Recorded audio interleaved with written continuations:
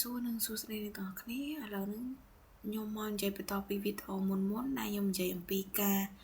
យក iMac មកប្រើនៅក្នុងការ design របស់យើងអីចឹងទៅកាលមុនខ្ញុំបានប្រាប់ហើយថាការយក iMac ប្រើដែរប៉ុន្តែយកចេញពី folder ដែលយើងបាន save ទេតែម្ដងហ្នឹងយើងគ្រាន់តែទៅ search ហើយយកវាមកប្រើតែម្ដងឥឡូវយើងចូលកន្លែងនេះហើយវាពាក្យថា Pinterest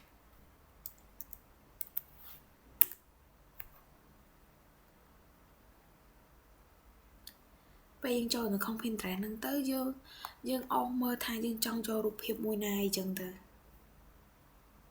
ដល់ខ្ញុំយករូបភាពនេះដល់ខ្ញុំគ្រាន់តែ click លើពាក្យថា copy image ហើយខ្ញុំចូលមកក្នុង Figma របស់ខ្ញុំវិញហើយខ្ញុំគ្រាន់តែ control V វានឹងចេញឲ្យហ្មងដល់យើងមិនចាំបាច់ save វាចូលទៅក្នុង folder ទេវាងាយស្រួលជាងអាមុនដល់យើងត្រូវការចុចនៅក្រោម toolbar ហ្នឹងយកពី iMac ហើយ load ចូលទៅក្នុង folder ហើយ select យក iMac ណាដែលយើងប្រើប៉ុន្តែនេះយើងគ្រាន់តែ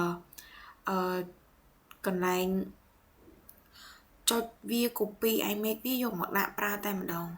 ដោយវីដេអូហ្នឹងខ្ញុំមានតែប៉ុណ្្នឹងទេ